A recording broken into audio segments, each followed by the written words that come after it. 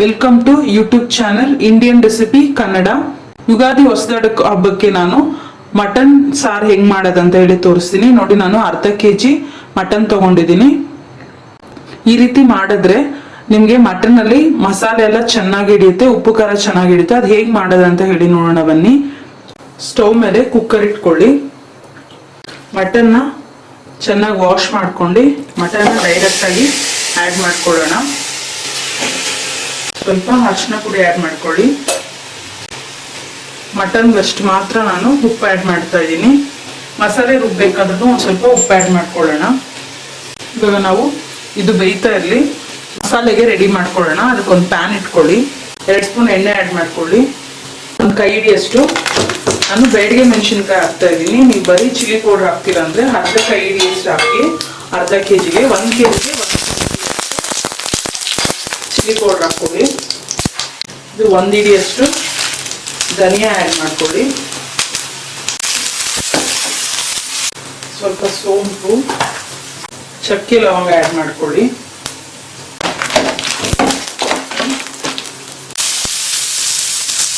ಒಂದು ಈರುಳ್ಳಿ ಕಟ್ ಮಾಡಿಟ್ಕೊಂಡಿದ್ದೆ, 1 ಈರುಳ್ಳಿನ ಆ್ಯಡ್ ಮಾಡ್ಕೊಳ್ಳೋಣ.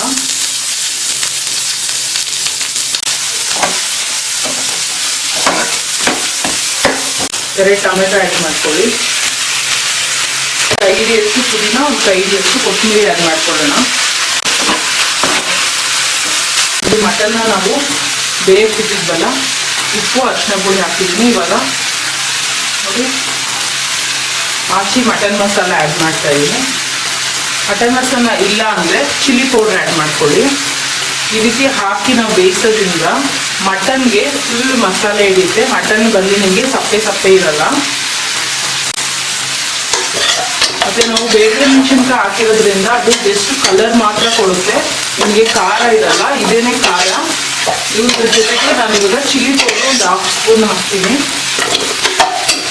Mutton chilli powder 1/2 tea spoon add ಮಾಡ್ಕೊಳ್ಳಿ. 2 ಸ್ಪೂನ್ ಅಷ್ಟು ಎಣ್ಣೆ ಆ್ಯಡ್ ಮಾಡ್ತಾ ಇದ್ದೀನಿ.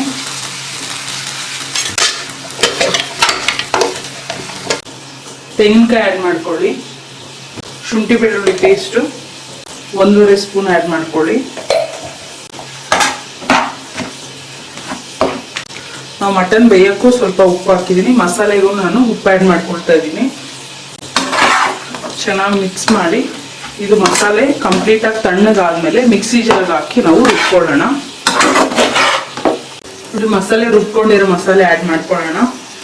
ಮಟನ್ ಬೇಯಕ್ಕೆ ಇಟ್ಟಿದ್ನಲ್ಲ, ಅದರಲ್ಲೇನೆ ಮಸಾಲೆ ಆ್ಯಡ್ ಮಾಡ್ತಾ ಇದ್ದೀನಿ. ಮಸಾಲೆ ಹಾಕಿದ್ಮೇಲೆ ನಿಮಗೆ ನೀರು ಎಷ್ಟು ಬೇಕೋ ಅಷ್ಟು ಹಾಕಿ ಕುಕ್ಕರ್ನ ಕ್ಲೋಸ್ ಮಾಡಿ ಒಂದು 3 ವಿಷಲ್ ಕೂಗಿಸ್ಕೊಳ್ಳಿ. ನಿಮಗೆ ಮಟನ್ ಸಾರು ಸೂಪರಾಗಿ ರೆಡಿ ಆಗುತ್ತೆ. 3 ವಿಷಲ್ ಬಂದಮೇಲೆ ಸ್ಟವ್ ಆಫ್ ಮಾಡ್ಕೊಳ್ಳೋಣ.